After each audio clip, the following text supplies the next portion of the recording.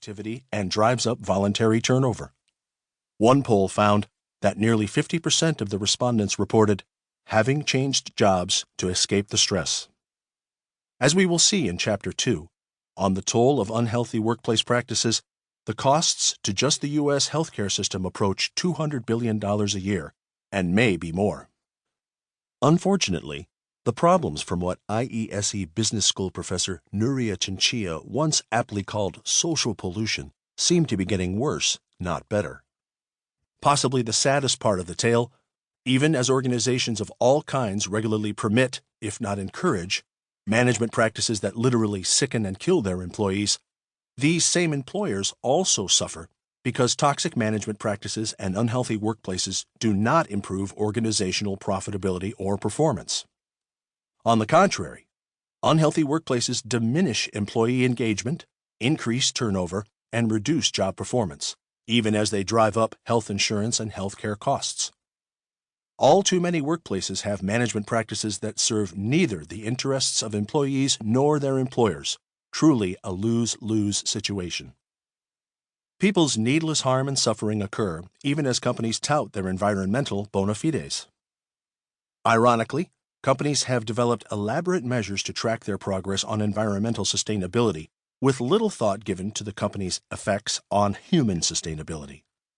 Although environmental sustainability obviously is essential, so is human sustainability, creating workplaces where people can thrive and experience physical and mental health, where they can work for years without facing burnout or illness from management practices in the workplace. We should care about people, not just endangered species or photogenic polar bears, as we think about the impact of corporate activity on our environments. And as companies obsess over their carbon footprint, they would do well to consider their effects, their footprints, on the human beings, a carbon-based life form, who work for them. As we will see in the pages that follow, if anything is going to change with respect to workplace well-being and employee physical and mental health, some or a combination of the following things will need to occur. First, current and prospective employees must understand what constitutes health risks in their work environments, and that includes the psychosocial risks that are today more omnipresent and dangerous than the risks of physical injury. Armed with that information, people must then begin to select and deselect their employers at least partly based on stress-related dimensions of work that profoundly influence their physical and mental health. Second, employers will need to understand and measure what their toxic management practices are costing them, both in direct medical costs and more indirectly in lost productivity and increased turnover. That understanding and quantification of the costs of toxic work environments seems like a necessary first step toward change.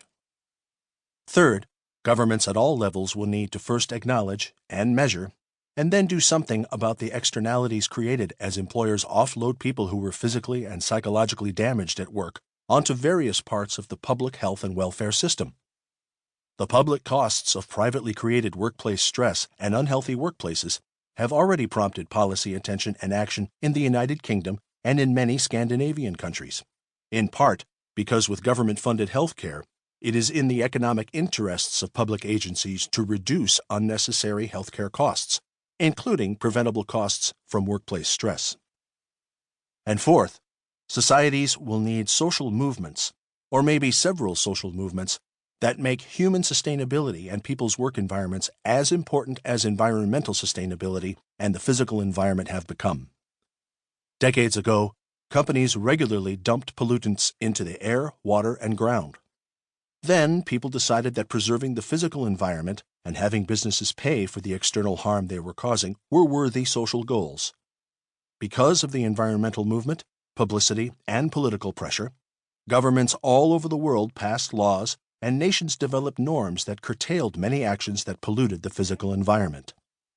In a similar fashion, societies would benefit from movements that resolutely take the importance and sanctity of human life and people's physical and psychological well-being more seriously, not just at life's very, very beginning or at its very, very end, but throughout people's lives, including their lives at work. Another inconvenient truth. Several distinct but interrelated events caused me to delve into the topic of work organizations and their effects on human health.